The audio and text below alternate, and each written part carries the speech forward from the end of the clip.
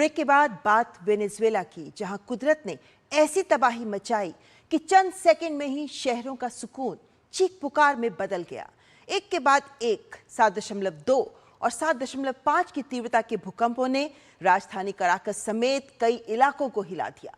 इमारतें क्षतिग्रस्त हैं, लोग सड़कों पर रात गुजार रहे हैं और मलबे में फंसे लोगों को बचाने के लिए राहत अभियान जारी है। क्या है हालात, आइए देखते हैं इस रिपोर्ट में।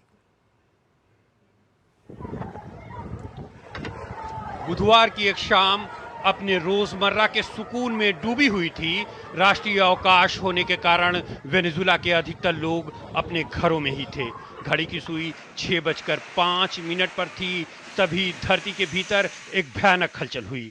कुछ ही सेकंड में दो शक्तिशाली झटकों ने फिजा पर छाए सुकून को चीखों में तब्दील कर दिया। लोग घरों से निकलकर जान बचाकर भागने लगे, दीवारें कांपने लगी, शहरों में मलबों का ढेर लग गया। रिक्टर स्केल पर पहला झटका 7.2 तीव्रता का था। इसके कुछ ही सेकंड बाद वेनेजुएला एक और ताकतवर 7.5 तीव्रता वाले भूकंप के झटकों से थर्रा उठा। दोनों भूकंप राजधानी काराकस से करीब 290 किलोमीटर पश्चिम में आए। काराकस, ला गुआइरा और आसपास के क्षेत्रों में तबाही देखी गई। काराकस एयरपोर्ट की छत का कुछ हिस्सा गिर गया, इससे धूल का गुबार उड़ता दिखाई दिया। वेनेजुएला में यह पिछले 126 साल का सबसे बड़ा भूकंप है। इससे पहले 1900 में 7.7 तीव्रता का भूकंप आया था। भूकंपों के बाद राजधानी काराकस में सैकड़ों लोगों ने पूरी रात सड़क पर ही बिताई। भूकंप के बाद लगातार आफ्टर शॉक महसूस किए जा रहे हैं, जिसके डर से लोग अपने घरों को लौटने की हिम्मत नहीं जुटा सके। प्रशासन ने लोगों से क्षतिग्रस्त इमारतों से दूर रहने और सुरक्षा निर्देशों का पालन करने की अपील की है। मशीनरी और अधिकारियों के पहुंचने पर हमें मदद मिली, लेकिन ये अनुभव काफी भयावह था। इमारतें पूरी तरह ढह गई हैं और हमें अभी सबसे ज्यादा मदद की जरूरत है। सब कुछ ढह गया, ये बहुत भयानक था, बहुत बुरा अनुभव है। हम भगवान का शुक्र करते हैं क्योंकि हम जिंदा हैं, लेकिन अभी भी लोग मलबे में दबे हैं। मलबों में अभी भी कई जिंदगियां फंसी हुई हैं, जिन्हें निकालने का प्रयास युद्ध स्तर पर जारी है। सेना, फायर ब्रिगेड और आपदा टीमें लगातार मलबा हटाकर लोगों को बाहर निकालने में जुटी हैं। अस्पतालों में हालात गंभीर हैं, लगातार घायल पहुंच रहे हैं और कई इलाकों में बुनियादी सुविधाएं ठप पड़ी हैं। दुनिया की नजरें अब उन जिंदगियों पर टिकी हैं जो मलबे के नीचे अभी भी उम्मीद की सांस ले रही हैं।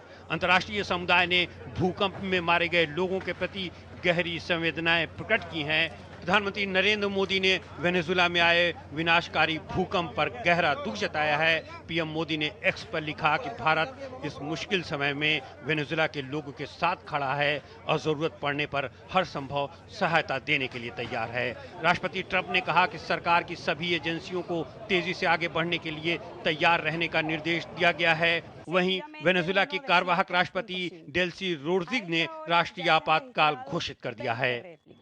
हम जनता से सहयोग की अपील करना चाहते हैं। जिन घरों को गंभीर नुकसान हुआ है उन्हें खाली कर देना चाहिए, क्योंकि अभी सिविल सुरक्षा प्रणाली और राष्ट्रीय आपातकालीन प्रणाली तैनात है। हम देश में अभी संविधान के अनुसार आपातकाल घोषित कर रहे हैं। वेनेजुएला ऐसे इलाके में स्थित है जहां अक्सर भूकंप आते हैं, क्योंकि दो टेक्टोनिक प्लेटें, कैरेबियन और साउथ अमेरिकन प्लेट यहां आपस में मिलती हैं। यूएस जियोलॉजिकल सर्वे के अनुसार आज आए दो भूकंपों में से दूसरा और ज्यादा शक्तिशाली भूकंप इन प्लेटों की सीमा के पास सरफेस स्ट्राइक स्लिप फॉल्टिंग का नतीजा था। ऐसा तब होता है जब प्लेटों के बीच की दरारें या फॉल्ट ऊपर की ओर खिसकते हैं। इन्हीं प्लेटों की अचानक हलचल से जमीन के भीतर ऊर्जा रिलीज होती है, जो भूकंप का रूप लेती है। बताया जा रहा है कि आज आए भूकंप संभवतः जटिल फॉल्टिंग और रप्चर प्रक्रियाओं की ओर इशारा करते हैं। अब वेनेजुएला के लिए हर सेकंड कीमती है, हर राहत दल की कोशिश उम्मीद है और हर जिंदगी एक जीत है। Bureau report, DD news.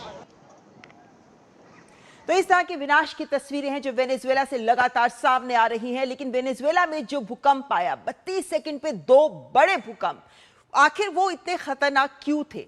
वो इस वजह से खतरनाक थे, आपके सामने रखेंगे ये तस्वीर, क्योंकि ये दोनों भूकंप को कहा जाता है अर्थक्वेक डबलेट, यानी दो, ऐसा नहीं है कि एक बड़ा भूकंप और उसके बाद आफ्टर शॉक्स आ रहे हैं, बल्कि यहां पर दो डबल अर्थक्वेक एक साथ आए हैं। पहले को फोर शॉक कहा गया, दूसरा मेन, तो दो ही भूकंप आए थे, जिसको डबलेट नाम इसलिए दिया जाता है कि दो बड़े भूकंप एक साथ आए हैं, जो सदियों में एक आध बार ही आते हैं, बहुत कम आते हैं ये। लेकिन वेनेजुएला को इस तरह के भूकंप का सामना करना पड़ा।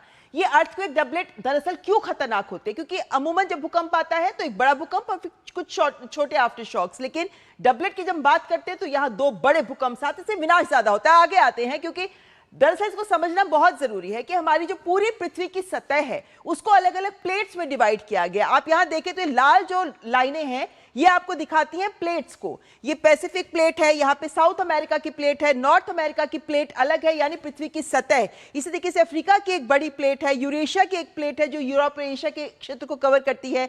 इसी तरीके से इंडो ऑस्ट्रेलिया की भी प्लेट है, और ये तमाम प्लेटें हैं जिसमें पूरे पृथ्वी की सतह को बांटा गया है। इनमें कुछ छोटी प्लेटें भी आती हैं, जैसे यहाँ वेनेजुएला है तो यहाँ कैरेबियन प्लेट आती है, इसी के साथ कोकस प्लेट है। ये जो कैरेबियन प्लेट है, यहीं पर वो कारण सामने आया जिसकी वजह से वेनेजुएला को इतने बड़े अर्थक्वेक का सामना करना पड़ा। आगे बढ़ते हैं, क्योंकि यहां पे आपको हम दिखाएंगे कि जो अर्थक्वेक आता है यहां पर क्यों आता है। ये अर्थक्वेक दरअसल जब भी भूकंप आता है हमारी पृथ्वी की सतह कुछ इस तरह की होती है, ऊपर हरियाली होती है, ऊपर अलग सतह होती है, लेकिन उसके नीचे पृथ्वी के अंदर मोल्टन लावा होता है, जिसके ऊपर तरह की प्लेट चट्टानों की तरह होती है। जो चट्टानें होती हैं आप यहां देख सकते हैं, ये चट्टानें जब आपस में टकराती हैं, एक प्लेट दूसरी प्लेट जब आपस में टकराती हैं, हिलती हैं जब ये, तो यहां पे कुछ दरारें होती हैं अंदर, जो दरारों के माध्यम से फैलती है ऊर्जा। क्योंकि जब प्लेटें टकराती हैं तो इन प्लेटों के टकराने से जो ऊर्जा उत्पन्न होती है वो तरंगे, उनसे भूकंप उत्पन्न होता है। इसीलिए ये जो फॉल्ट लाइंस होती हैं, जैसे ये फॉल्ट लाइन है, यानी कुछ दरारें चट्टानों में, अगर आपका क्षेत्र उन फॉल्ट लाइंस के आसपास है तो ज्यादा चांसेस होते हैं कि उन क्षेत्रों में विनाशकारी भूकंप आएंगे। अगर आगे बढ़े और आपके सामने रखें वेनेजुएला की तस्वीर, यह समझनी बहुत जरूरी है, क्योंकि अगर वेनेजुएला, यहां पर वेनेजुएला पड़ता है, यहां नॉर्थ अमेरिका है, यहां साउथ अमेरिका है, इन दोनों के बीच में कैरेबियाई प्लेट है, कैरेबियन प्लेट जो मैंने अभी आपको दिखाई थी। इस कैरेबियन प्लेट में चूंकि इस तरह से घर्षण होता है, वेनेजुएला भौगोलिक रूप से देखें तो दक्षिण अमेरिका के सबसे खतरनाक और सक्रिय टेक्टोनिक जोन पे बसा हुआ है। ये जो कैरेबियन टेक्टोनिक प्लेट है और साउथ अमेरिकन प्लेट, ये दोनों के बीच में ये जो क्षेत्र है, ये जब आपस में टकराती हैं तो ये खिसकती हैं। जब ये खिसकती हैं तो कैरेबियन प्लेट के लिए कहा जाता है कि ये वाली जो प्लेट है ये हर साल लगभग 2 सेंटीमीटर की रफ्तार से पूर्व की ओर बढ़ती है। तो जब ये दोनों आपस में खिसकती हैं तो जो फॉल्ट लाइन आती है, उस फॉल्ट लाइन की दरारें, जहां फॉल्ट लाइन मतलब दरारें, जब ये खिसकती हैं तो अचानक बहुत तेज गति से जब ये खिसकती हैं तो इन दरारों के माध्यम से भूकंप और ज्यादा वाइब्रेशंस फैलती हैं, ऊर्जा फैलती है और भूकंप सामने आ जाता है।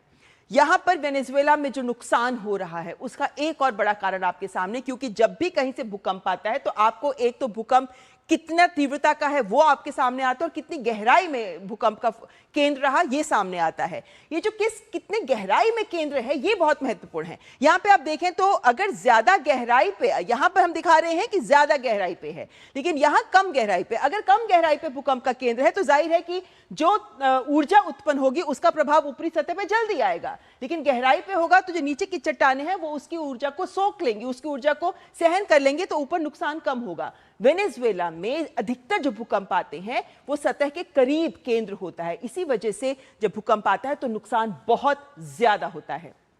अगर हम आगे बढ़ें तो यही फॉल्ट लाइंस हमको समझानी जरूरी है कि वेनेजुएला में जो पहला झटका आया था वो मोरॉन शहर पे आया था, 168 किलोमीटर दूर कैरेकस से है, वहां सतह से महज 13 किलोमीटर का ही केंद्र था। उसके बाद दूसरा झटका महज 10 किलोमीटर ही केंद्र था। इसीलिए जब फॉल्ट लाइंस, जब ये प्लेट्स आपस में टकराई, फॉल्ट लाइंस के माध्यम से जो ऊर्जा उत्पन्न हुई उससे बहुत ही जबरदस्त नुकसान वेनेजुएला का हुआ। आगे बढ़ते हैं क्योंकि चलते चलते एक महत्वपूर्ण तथ्य आपके सामने रखते हैं, ये है रिंग ऑफ फायर। अमूमन कहा जाता है कि ये जो क्षेत्र है, हालांकि वेनेजुएला रिंग ऑफ फायर पे नहीं पड़ता है, वेनेजुएला इस तरफ पड़ता है, लेकिन ये जो पूरा क्षेत्र है इसको कहा जाता है कि यहां सबसे ज्यादा ज्वालामुखी आते हैं, यहां सबसे ज्यादा भूकंप आते हैं, और इस पूरे क्षेत्र में बहुत सारी प्लेट्स हैं जो आपस में जुड़ती हैं। यहाँ पे पैसिफिक प्लेट्स हैं, ऊपर यूरेशिया की प्लेट्स हैं, यहाँ पे इंडो ऑस्ट्रेलियन प्लेट्स हैं इत्यादि।